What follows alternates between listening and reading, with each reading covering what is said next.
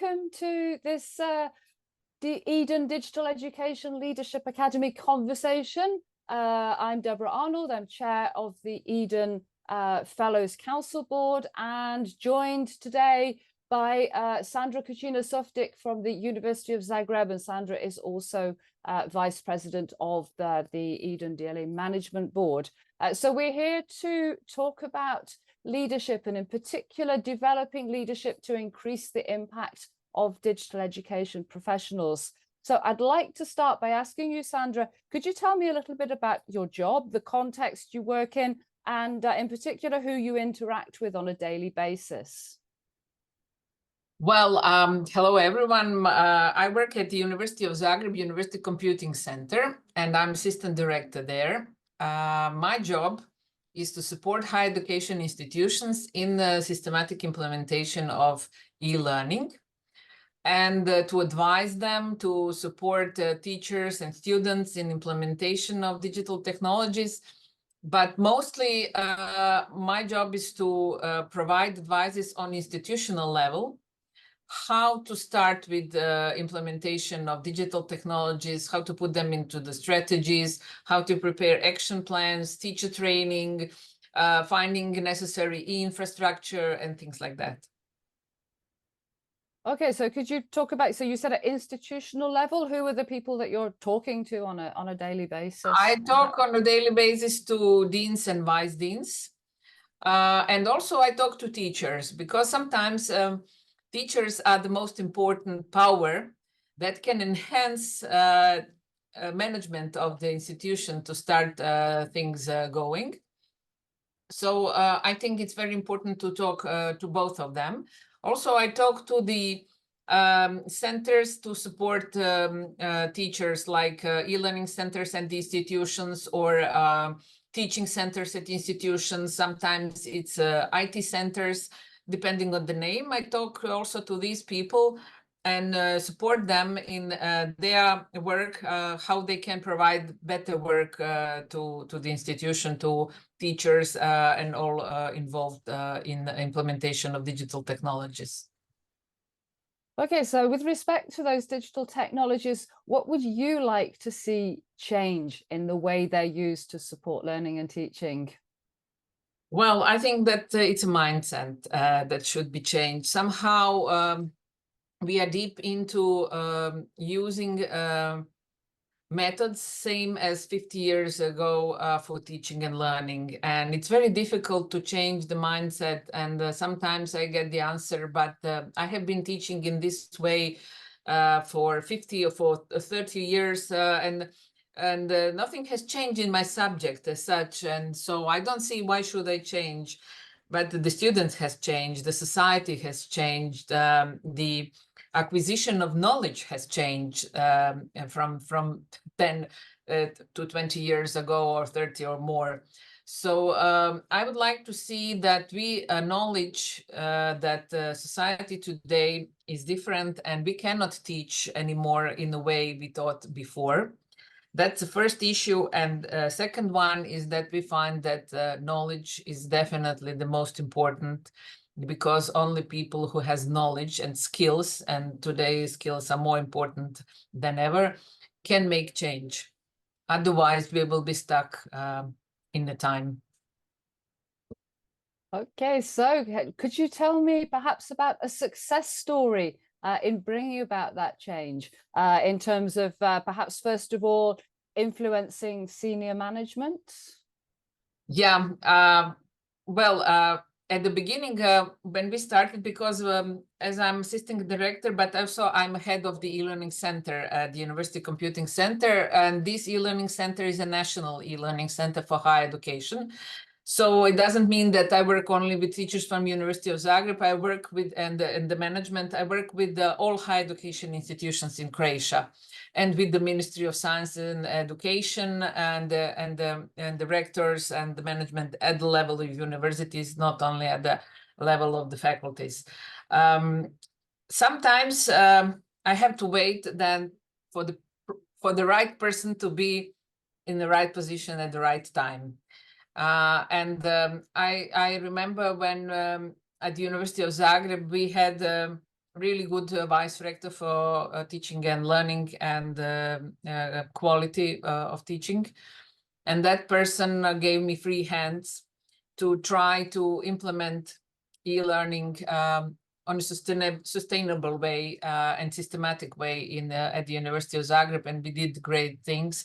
Number of institutions starting to use e-learning has rapidly increased.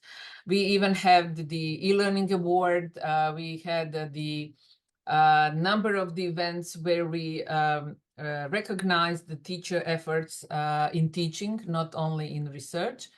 And that was really, really good story. But after some time, this person was no longer the vice rector, and somehow new person was not aware of the possibilities of digital education, so things stopped.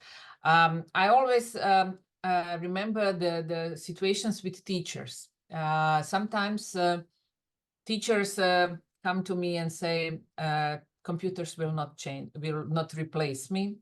My subject doesn't allow any digital technologies. You want to take my job. I don't see any benefit in that. And my greatest satisfaction is when I have some events and call these people, these teachers who have started to using digital technologies, and today sharing really great examples how they can be used in teaching and learning. And I had really, I would say, about 10 such really great changes from person who was very reluctant, quite offensive, to the person who is eager now to share the best experience they had in using digital technologies. And I said that is the real success, because I helped the person to change the mind, to find, to get trained, to see the possibilities, and then to implement them into the teaching and learning. And then the students are satisfied, they get better learning outcomes, and that's a real success. Because most of the time we do support teachers and management, but actually we are here for students. If they get the better teaching, if they make better learning outcomes, if they feel better in their learning path, then we have succeeded. Okay, thank you. So you mentioned training, you mentioned showing examples, you mentioned conversations. Is there anything else that contributed to the success of bringing about that change with the academics? Well, the finances are always important. I would say resources, not only finances, but resources, human resources and finances are equally important. First of all, you need finances to make some changes on infrastructure level, to purchase some technology, some hardware and some software if it's needed. Mostly in Croatia, we do support higher education institutions, so we provide hardware and software on a national level, so they do not have to pay for that. It's free for them. And we also provide teacher training, but there are also still a number of issues where finances are important. We need management who understand the challenges of modern time, but also we had to train now not only teachers, but also non-academic staff, administrative staff. It's very important that they are equally aware of the benefits of digital education, because if you have only trained teachers and not administrative staff, then you also get stuck. So I think that that the process of digital transformation actually is something which is necessary, unavoidable, and yes, it's hard, it takes time, but sooner you start with it, sooner you will collect the good results and be satisfied with your institution, not only on a national level, but as a competitive institution on an international level as well. Today, we all need international students. We cannot be only within our four walls and stay on the national level. So we do like to do digitalizations, But when it comes to digital transformation, we are quite reluctant for that. And I think that as sooner you start with it, sooner you will see the benefits for everyone. Okay, and what about within your own team? Was there any change that you needed to initiate and support there with respect to the team that you lead? Well, we work hard. We are not quite a big team. There are 12 of us supporting higher education, e-learning in higher education in Croatia. But what we have established from the beginning is continuous professional development. Without that, we will not be able to do the job we are doing. We are following what's going on in Europe, in European academic area. We are following what's going on with hardware and software. And most importantly, we are listening to our users. Sometimes it's most important issue is to listen to them.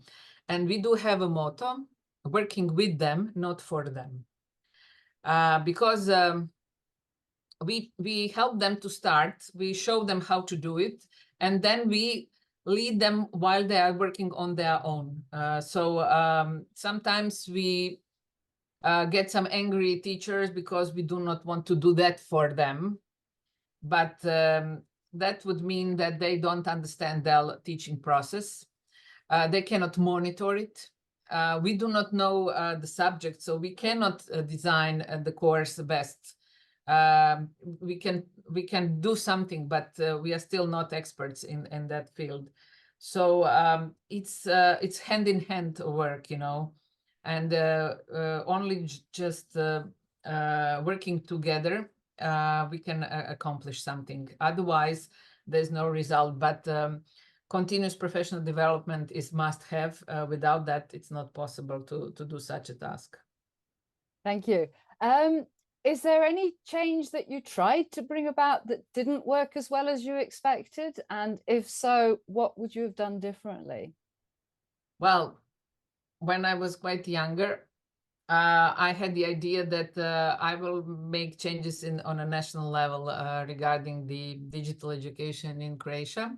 I'm an optimist, so I hope that I will accomplish something till my retirement, but not so much as I thought. I had the idea to have the rules for online study programs. And it took me about 10 years that we started talking about this at national level, and then pandemic came, and somehow it fostered that. And now today we do have criteria for online study programs, but only for fully online study programs.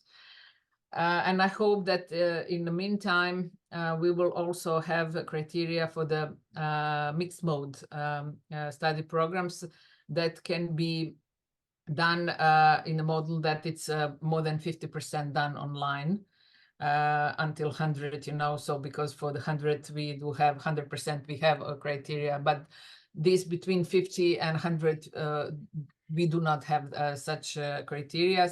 And I'm certain that many institutions will provide study programs in that way, in the mixed mode way today, because still a majority of study programs in higher education in Croatia are accredited for face-to-face teaching and learning.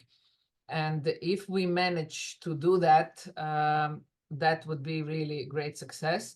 In order to achieve that, it's mindset, not on a national level, but also at an institutional levels. And I'm not so afraid on institutional level as much as I do see that there are misunderstanding on the ministry level. And the other thing, I hope one day, not only in my country, but everywhere, we will find out that teaching and learning are the most important issues we really need, and that we should look for every possibility to learn new things, because upskilling, reskilling, lifelong learning are issues that are present today and will stay present. And just how much knowledgeable we are, how much skilled we are, will shape our future.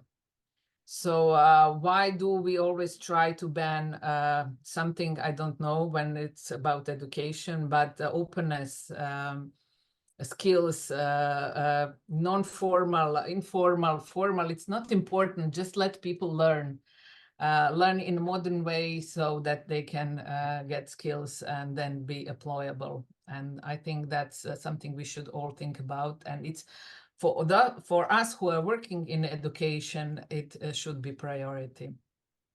Thank you. So looking back when you initiated that push to having the regulations and the criteria for online learning, what would you have done differently at the time, if anything? Well, I was called as an expert to write it. So I didn't have the power to make them to be employed, to be implemented.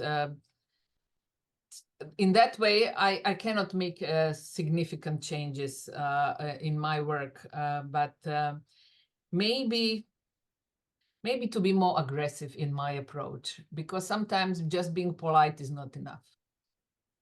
Perhaps being assertive, yes, is the rather than aggressive. But yeah, I mean that aggressive, not in physical way, but yes, yeah, assertive more. yeah. Yes, I agree. Yeah.